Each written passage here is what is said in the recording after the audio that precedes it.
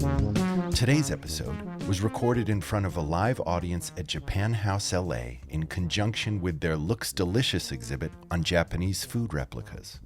Please be sure to check out our other episodes, including one with rapper Denzel Curry and cultural anthropologist Dr. Mimi Ito on the topic of anime culture. If you're a regular listener of Sing for Science and want to support the show, the best way you can help us is to leave us a review and tell a friend about the podcast. Thanks for listening.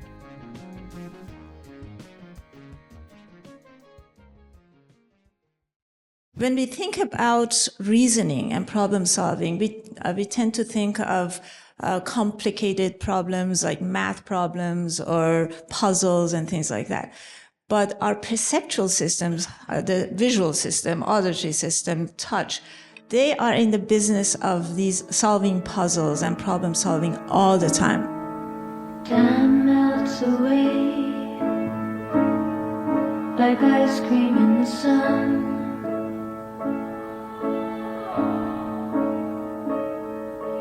Love's here today, but tomorrow may be gone.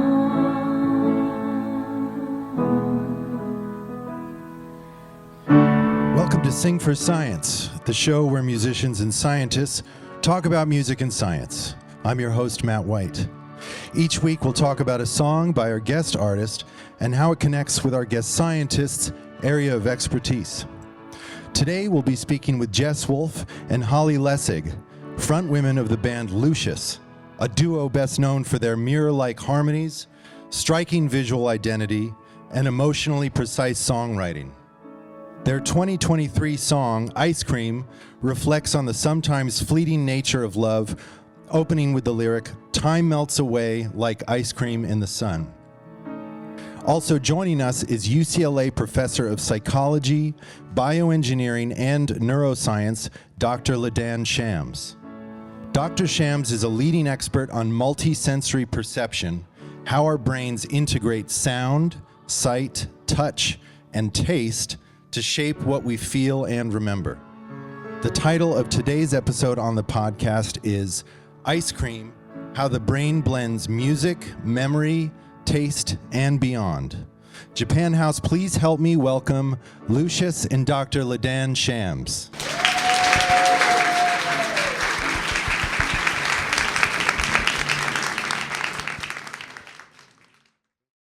I wanted to start by asking you to speak a little bit to what role the inclusion of metaphor in songwriting plays for you. And I think I probably took for granted how reliable a component that was to pop music. But like just before the holiday, I got this email from a guy who has this really popular podcast called Decoding Taylor Swift. And he makes the argument that you can attribute her success as a songwriter mostly to her skill using literary devices like metaphor. Now, whether or not you agree with that, I mean, I think it's undeniable that metaphor is so ubiquitous now in songwriting. So I guess my question would be, is it an intuitive part of the process now, or is it deliberate? Like, we're going to talk about Lifeboats of Flowers and talk about ice cream, compare, love being fleeting to ice cream. I don't know how conscious it is, I guess. I think it's just imagery or metaphor pops into your head throughout the day and through things you're thinking about and how it can relate to a situation. And it oftentimes is something that everybody might know, like can picture, but can put a different perception on it or a different story to it, slightly different. Or you can play with a metaphor and make it weirder. And we do that, or we try to do that, or I don't know that we try to do that, but we do that. Yeah, I don't know. Yeah, I think as part of storytelling, it's like a natural way to paint a picture. and maybe also even more so now that we have kids. There's always like sort of finding a way to simplify and find like a representation of a more complex thing. Yeah, like you could write a song that starts with like, the time went by really slowly, but also kind of fast, and it was really sweet, but it was also pretty messy, and it was, or you could say time melts away like ice cream in the sun, and everyone can be like, Yeah, well put. So, Ladan, if you were to, and I realize that your practice as a scientist is far more nuanced than what I'm about to say, but if hypothetically you were to examine why, because I think we can all agree that using metaphor is far more evocative in the way that we receive it than like the literal thing that Holly just said, So if you were to, as a neuroscientist who studies the perceptual system, how would you go about that, very hypothetically, investigating how the brain receives lyrics like that, a metaphor like that involves food, one that we all love? Actually, there have been studies of that, and the findings are fascinating. If you tell somebody, I had a rough day versus I had a difficult day, they both mean the same thing. But when you hear I had a rough day, it activates the somatosensory, the touch centers of the brain. And I had a difficult day, it does nothing like that. So using metaphors really converts an abstract concept into a sensation. It makes the brain simulate the experience, and it makes us feel the experience, basically embody the experience. And there's something we call embodied cognition, where the idea is that we understand concepts by simulating them physically. So metaphors do that for us. So if you say that love is fleeting or time is fleeting, it's like telling me a math equation. But when you tell me it's like an ice cream melting in the sun, my brain, the visual areas that the image of the ice cream light up, the color of the ice cream, the temperature of the ice cream, the heat sensors, the touch sensor, the viscosity of the ice cream, the feeling that the sadness, if we drop the ice cream cone on the floor, that feeling of sadness, or the urgency that, we should consume the ice cream before it melts away. All of those things all of a sudden are experienced physically, and the brain gets really very active processing all of those things. And those sensations, the feelings, had a much more direct, if you will, like a hotline to the emotional and memory areas of the brain, compared to something which is very abstract, like time is fleeting. Does that make sense? Absolutely. And so similarly, when we're talking about representations of things, and we're here because of this exhibit, a food replica, and I would imagine there are more studies about visual representations of food than how song lyrics, that seems like a little bit more abstract. But walk us through what happens in the brain when we look at a replica of dessert like this. That's also, in some senses, related, because looking at the ice cream, even though it's plastic, but it triggers the memory, or the very complex multisensory experience of eating ice cream. If you have ever had ice cream before, then it can trigger, even though the image of the ice cream is just a very simple part of that very complex experience. But there's, again, a notion that we call red integration, which is an individual component of an experience or memory can trigger the entire memory. So here, the image of an ice cream can trigger the entire experience of having ice cream, which is the taste of it, the feel of it, the texture of it, the temperature and all of that, all of a sudden gets triggered by just looking at the ice cream. And this is happening all the time, and it's not just limited to the food replica. Every time we see food, something like this, before we even have a bite of it, by just looking at it or the smell of it, we basically create those expectations of what it's going to feel like, and goes even beyond the image or the smell of the food. Just when you go when you're at the restaurant, you pick up the cutlery. The weight of the cutlery can influence your experience of the food, the quality of the food.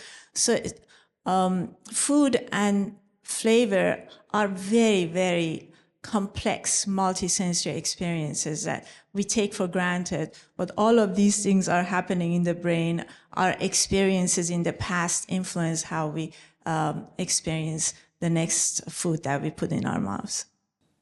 What was that fun but humiliating fact you told me about wine connoisseurs? I love that, yes.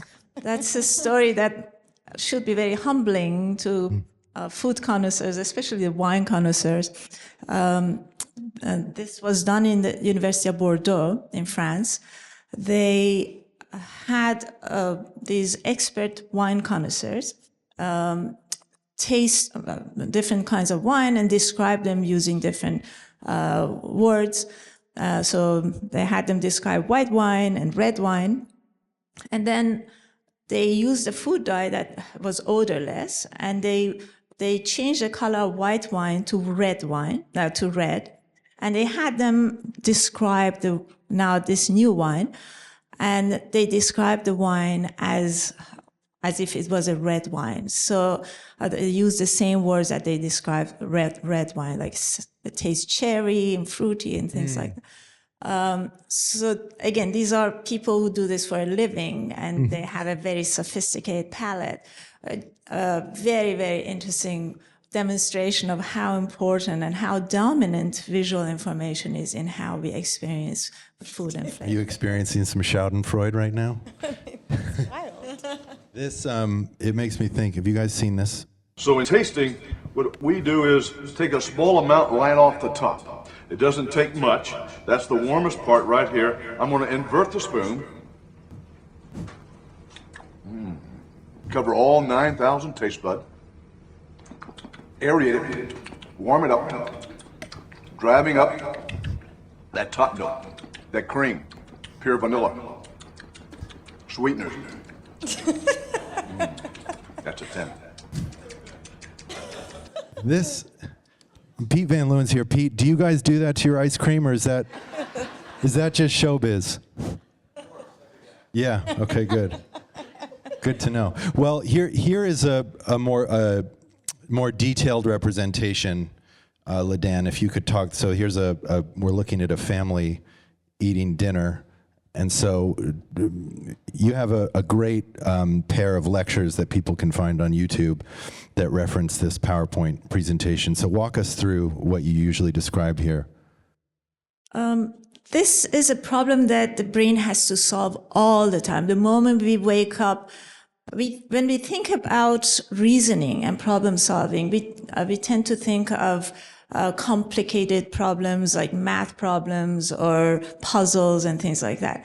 But our perceptual systems, the visual system, auditory system, touch, they are in the business of these solving puzzles and problem solving all the time. We call that causal inference.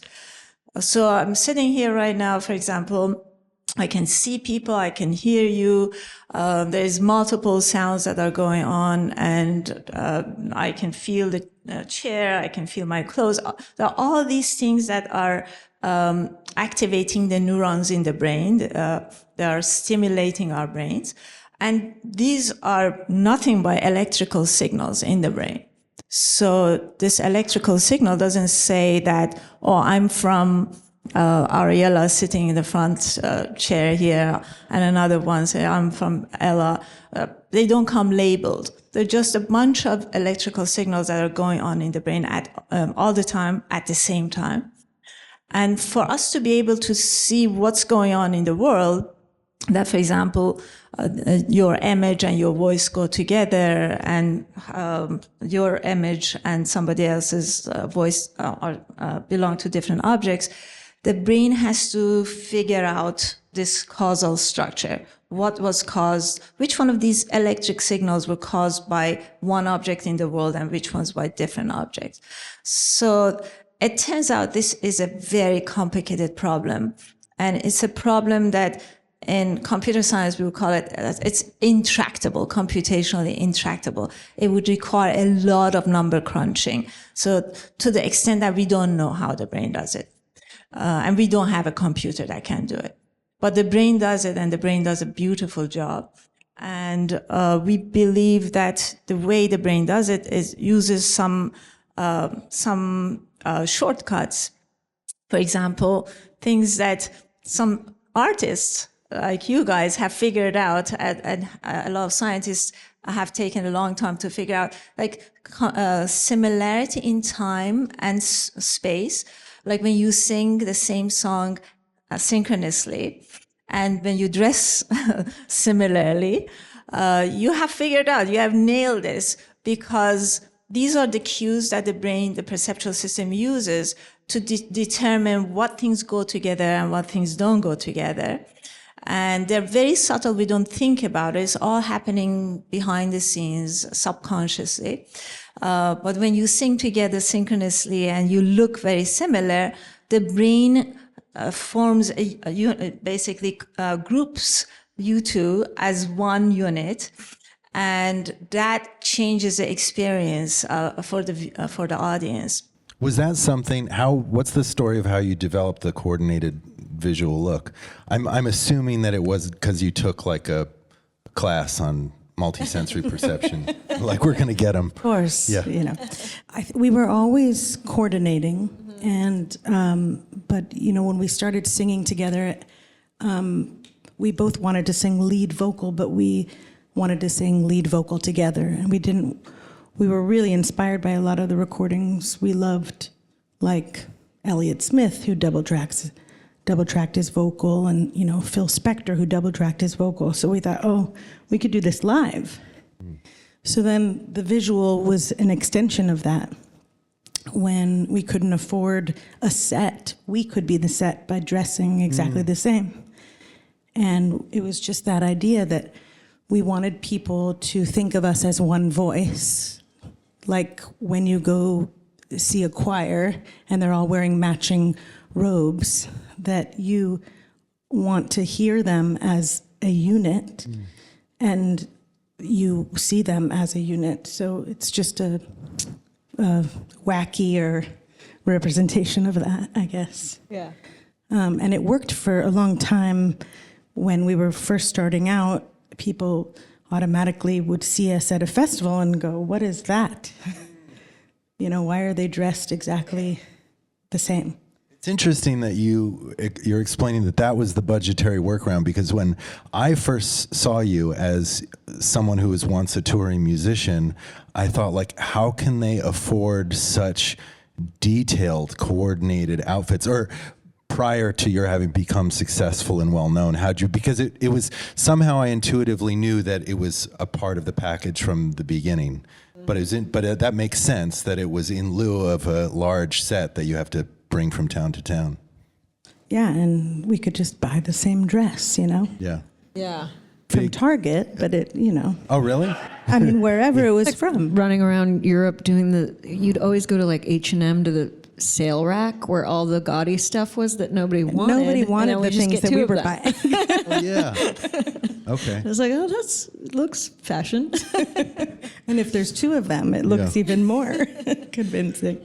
This is something that's seemingly irrelevant and a big derailment, but I've always wanted to ask you this, because my touring career kind of stalled out where catering was concerned, at like the hummus and chips but you both toured with Roger Waters for 4 years, playing to like 60, 70,000 people, stadiums. Yeah.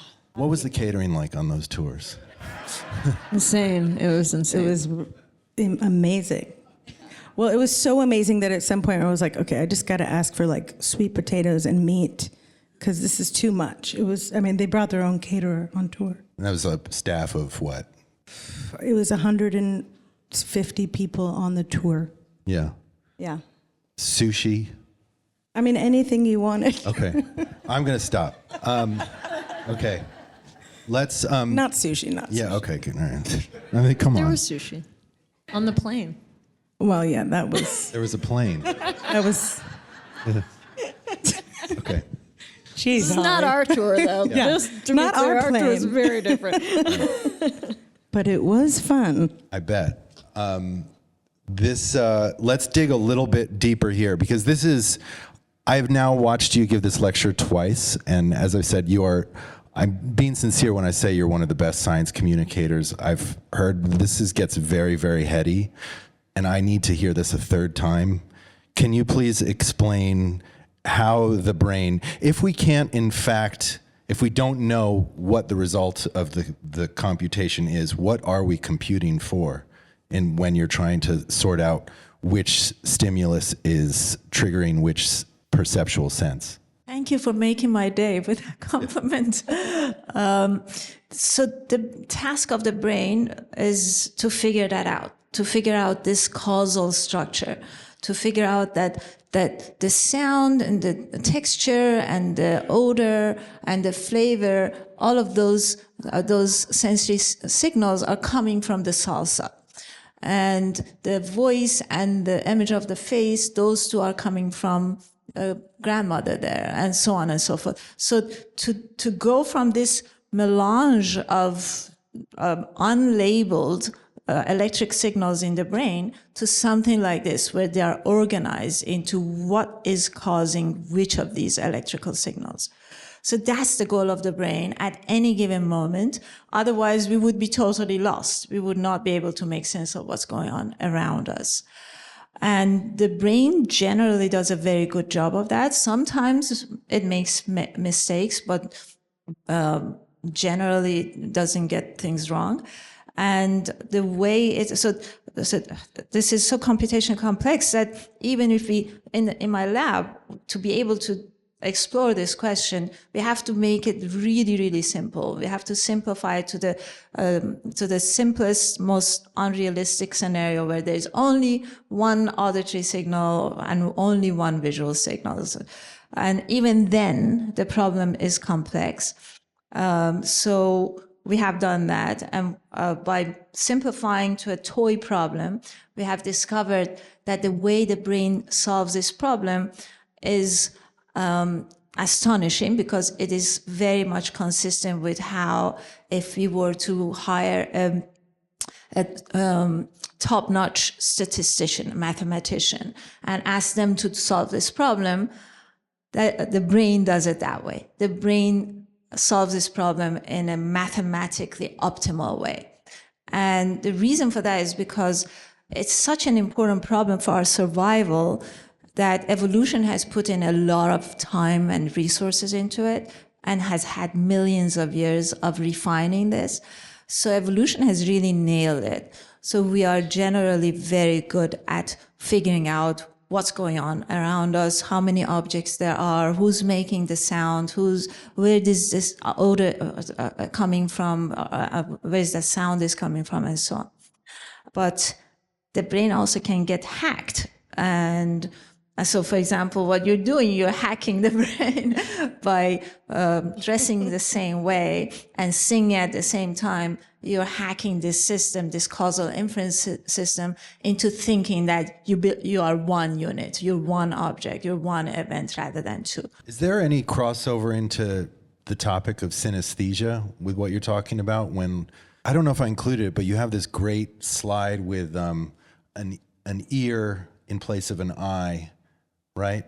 Oh, so it's related to synesthesia. There it is. Yes.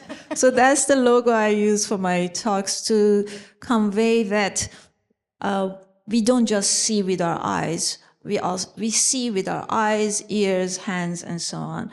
So the senses are so interwoven, and there are a lot of collaboration and interaction that is happening between all of our senses behind the scene. We're not aware of them, but they're determining how we perceive the world.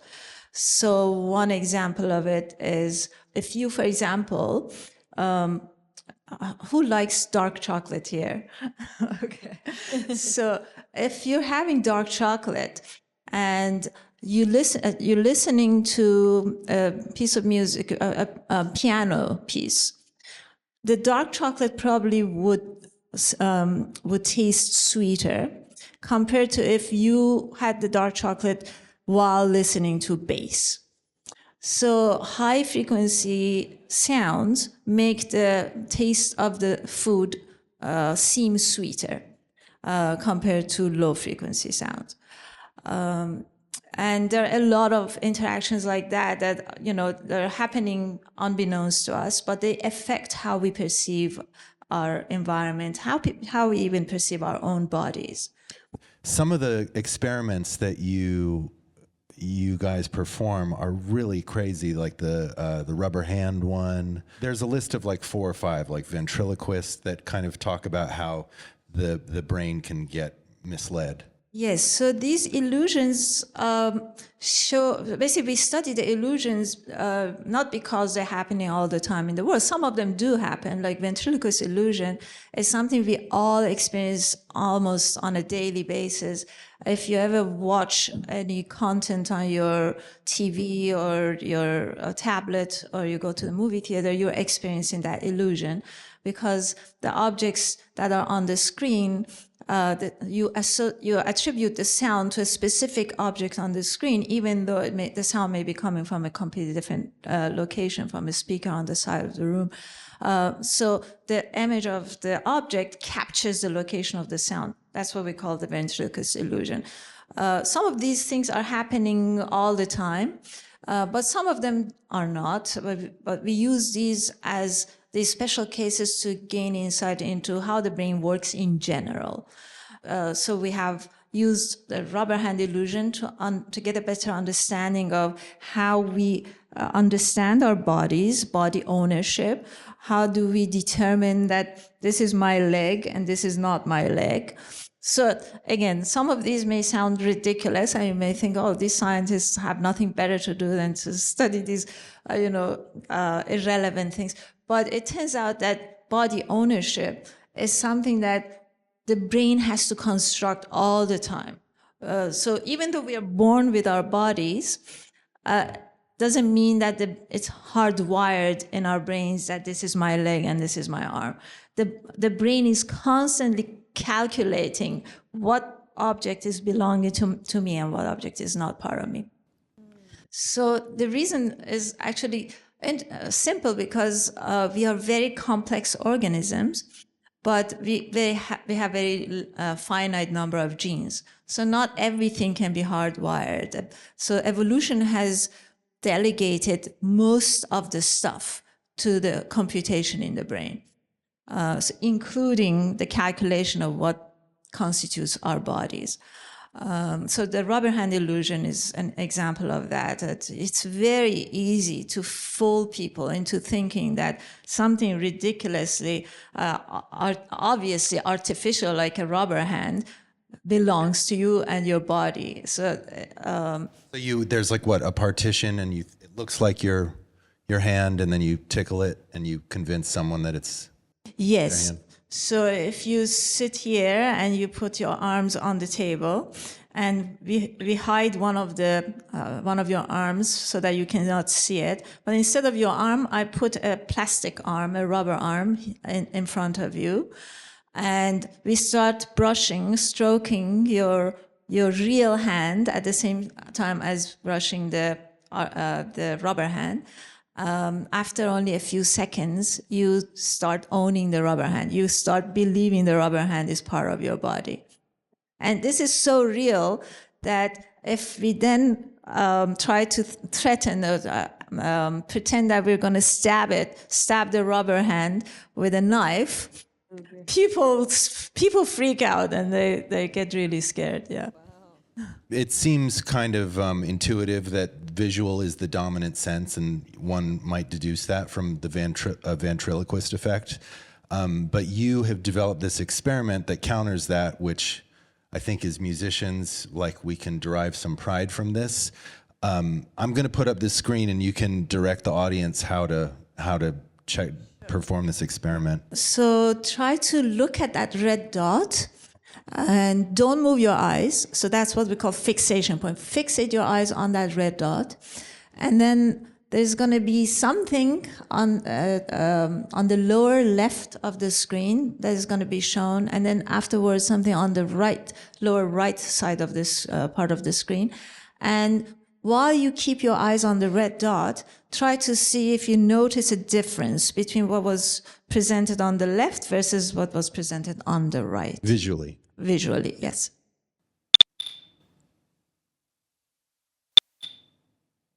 So how many people saw 2 flashes on the left and 1 flash on the right? Okay, most of you. Yeah. So if we turn the sound off and we play the same videos again, then it will be very obvious that they're identical. In both cases, there's only 1 flash. But because of the 2 beeps that was paired with the one on the left, we tend to perceive it as 2 flashes. Yeah. And so the conclusion that you draw is that the vision is not the dominant sense, in fact. Yes. So for a long time, the dogma in the field was that vision in humans, and even people say we are visual animals. Vision is the king of our modalities. So that was a dogma even in the scientific field for a long time. And with this illusion, we demonstrated that's not the case. Vision doesn't always dominate, and vision can be dominated by other senses also. You, Holly and Jess, do you have, I don't know if this would be considered synesthesia, but for you, and beyond the way that you coordinate your appearance and with the sound of your shows, do you describe certain sounds visually or vice versa when you're working with musicians? I mean, I'm kind of thinking out loud here, but I know that for a lot of people, the two can kind of get mixed up. Yeah, I mean, I wouldn't say that it's synesthesia, but we do talk about songs and albums in colors, and like different songs feel like they're different color schemes, or we'll make mood boards of like visuals as we're making an album, Like because what we want the album to look like. Yeah, as it's like, yeah, so that it sounds and looks like this work. But yeah. One time we put together a visual book of how we wanted Sean Everett, who mixed our first record, Wild Woman, how we wanted it to sound. So we made a picture book of images that we had found that we thought represented each song, and each song had its own page of images of how we wanted that song to sound after he mixed it. So instead of giving him notes, we just gave him this picture book, and he mixed the record based on those images. You know, even like little things that all musicians have to do when they're playing a show. It's like talk to the lighting guy, and they're like, well, what do you see for this song? And what makes people, well, I think this should be orange lighting, orange and yellow. Like, what makes people do that? You know, I don't know. Yeah, sometimes they'll go, oh, this has to be purple. Yeah. No, there's no purple in here. This song is allergic to purple. And then this is interesting, Ladan, you have this concept of perceptual pleasure preference. And this is pretty wild because it gets into abstract painting, and you can explain it better than I. So perceptual pleasure is a field of science where we try to understand what kinds of visual features or sound features or touch features, very simple, low-level features of things around us, sensory features, influence our preferences, bring us pleasure or displeasure. So if I showed you 2 different pictures, then you may say, I prefer this one over that, but I don't know you prefer this over that because that one may remind you of Huntington Library and you have fond memories of that, and that's why you prefer it.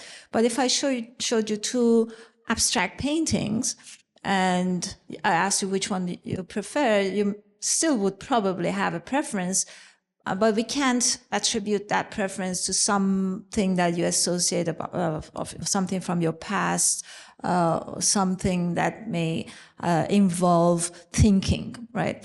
So if you prefer one abstract painting over another one, it's probably because of the visual features, the colors, the textures, the shapes and stuff like that. Same thing with music. Music, it's very difficult if you prefer one piece of music over another one. It's very difficult to articulate why you like it better. If the music especially doesn't have lyrics. So our preferences are shaped by these perceptual features, the types of sounds, the frequencies, the timing, the rhythm, those features that we call perceptual features. And it turns out a lot of our preferences are shaped by those things. We may not be aware of them. When you go shopping, you may choose one sweater over another one, and you may not be aware why you're preferring this over the other one. It could be because of your perceptual preferences, the color, texture, and those things. So we're trying to understand what those features are that shape our preferences. And one thing that people had not looked at was that it's not just individual features, the color or the pitch of the sound, but also the relationship between the senses. So if you pair a certain color with a certain sound, certain music, it may be preferred, it may work better compared to another kind of pairing. So the relationship between the senses also influence our preferences. And that's what we're studying right now. And the responses kind of skew. I mean, they're almost predictable, right? Like often we want things centered and... There are some things that are common across individuals, like most people prefer symmetry over asymmetry. So that's why people we consider as beautiful, they tend to have more symmetrical faces, for example. And some like certain level of complexity. If something is too simple, is not very interesting to us. If something is too complex, it's not. There's a sweet spot of complexity. So we know certain things, certain principles that govern our preferences, but there's still a lot that we don't know, and there's a lot that also depends on the prior experiences in life. You may have different preferences than me if you have been exposed to certain scenes or certain sounds that I have not been exposed to. See, this is something I feel like in that song, the ice cream song, you hit that sweet spot of complexity, specifically because it's, a seemingly very sparse, simple song, but those choruses kind of like are sort of surprising. So is that something that you choose to do intentionally? Like finding the right amount of surprise, asymmetry, complexity? I do think we are fans of dynamic. Yeah. And so our instinct oftentimes is to do something that blossoms. Yeah, I think it's less like theory, technically based, and more like on a feeling of we want this to feel this certain way, and we want this to be big and to like evoke a feeling, more so than like it should go to this certain chord structure, because that would, I don't know. That makes sense. We are about out of time, so we have to kind of rush through the Q&A section. Does anyone have a question that they insist on asking before we wrap up? So the question is how much does mood influence how you perceive something? How you perceive something or how you prefer something? Oh, Oh, yes. So for sure, our experiences and expectations influence how we perceive things and how also we enjoy things. So if you have listened to a lot of classical music, then you are probably going to enjoy a piece of classical music more than somebody who has never been exposed to classical music. But you also mentioned mood, and mood also influences it. And for example, something that people have found is like color blue. We say, oh, I'm feeling blue. And there is something to that. It's not just a metaphor. It really, there's a correspondence between how we feel and how we perceive. So people who are depressed or down, they tend to perceive the world as more blue, literally, compared to people who are in a better spirit.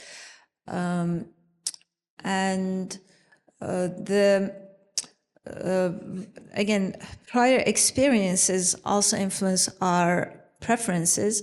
And this is a very well-established finding that when something is very novel, you hear a piece of music for the first time, it may not be as pleasing to you. If something is very, very familiar, if you've heard it a million times, it may not be as pleasing. But there's that sweet spot of familiarity. So something is somewhat familiar, but not too familiar. That is the sweet spot for a preference and enjoyment. So again, but mood also, this is something we are studying. You may prefer a piece of music, a sad piece of music. People have wondered, why is it that some people like sad music? And there's some theory that we're looking into. That's the consistency between our internal state and the external input. So if you're feeling very, blue, if you're not feeling very happy, then a happy song would be very much in conflict with your internal state. And that would not be pleasant at all for you. It would actually be very obnoxious.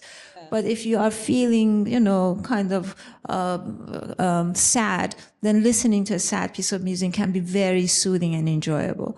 So the consistency between internal state and the external input is also very important. What about a song whose lyrical content is sad, but maybe the landscape, the musical sonic landscape, is happy? Because we tend to play with this thing a lot in our music. So if there's a conflict between the lyrics and the music, that could be interesting. Yeah. So those are things that have not been studied and should be studied.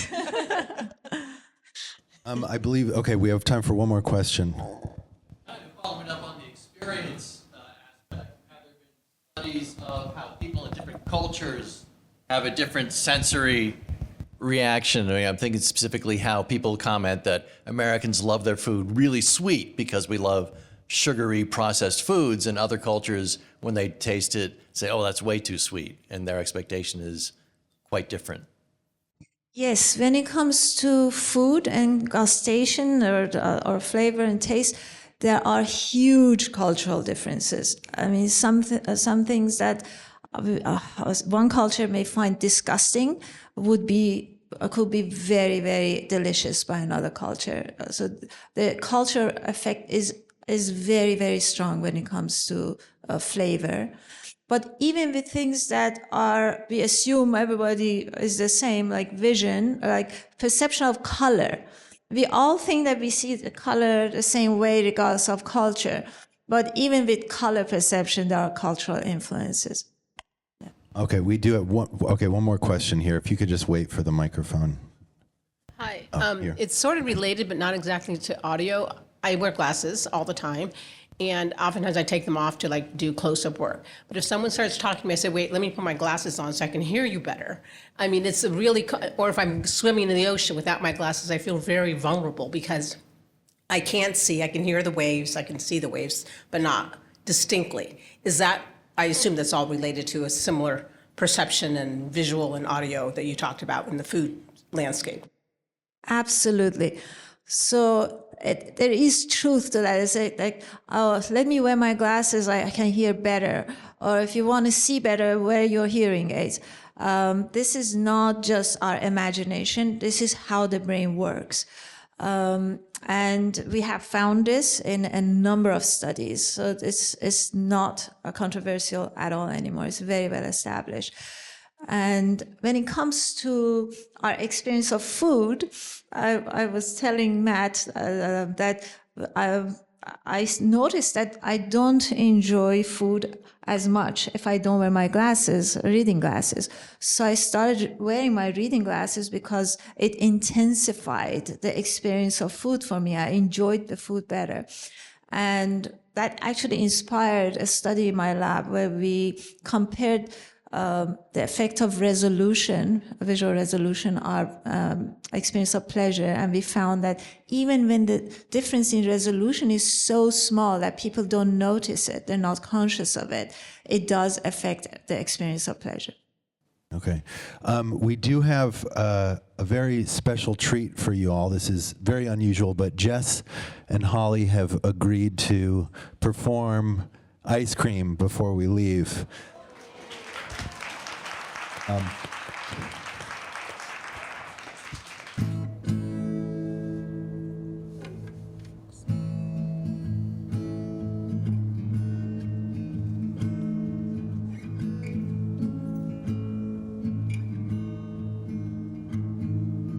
Time melts away like ice cream in the sun.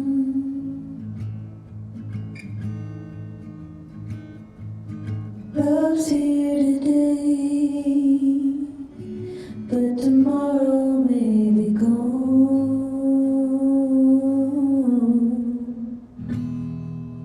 I wish I could say that forever I'll be sure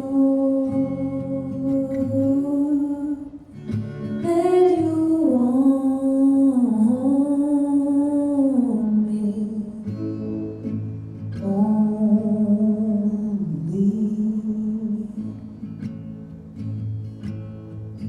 Can't build a lifeboat of flowers, colors bleed into the sea.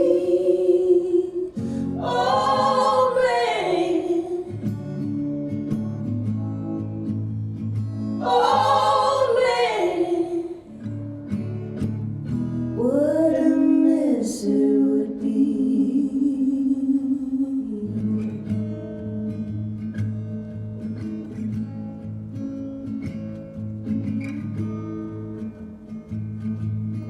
Time melts away like ice cream in the sun.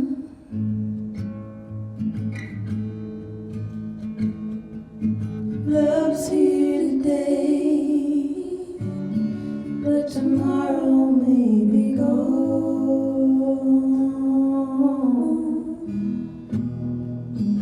I wish I could say that forever you'll be sure that I want you. Only you.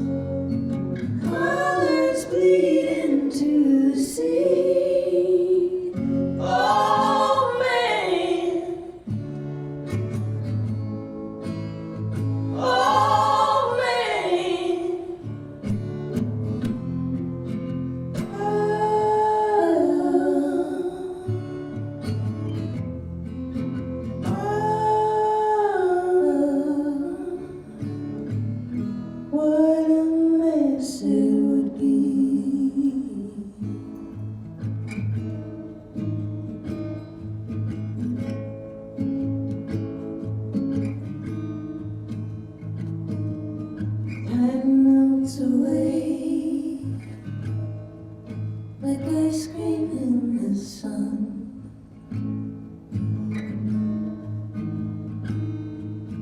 We're here today, but tomorrow may be gone.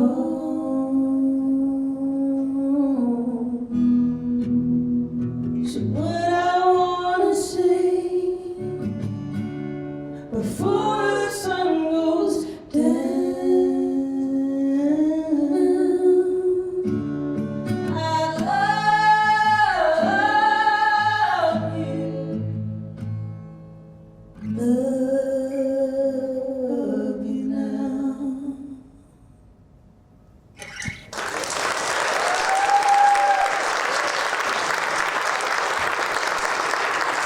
Thank you, everybody. Please give it up for Lucius and Dr. Shams. Thank you.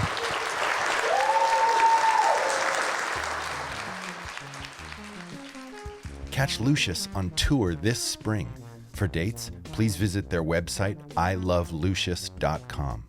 And for more information on Ladan's work, you can check out her lab's website, shamslab.psych.ucla.edu. Sing for Science is co-produced by Talkhouse and made possible in part by a grant from the Simons Foundation. Our music is by Panoram. Social media manager is Bailey Constas. Our digital producer is Keenan Cush. And the location recording was provided by Johan Carpenter. Special thanks to Japan House and Van Leeuwen Ice Cream for helping make this episode possible. If you like Sing for Science, the best way you can support us is to give us a review, tell a friend about the show, and subscribe on your podcast platform of choice. For more information, please visit singforscience.org and follow us on social media at Sing for Science. Thanks for listening.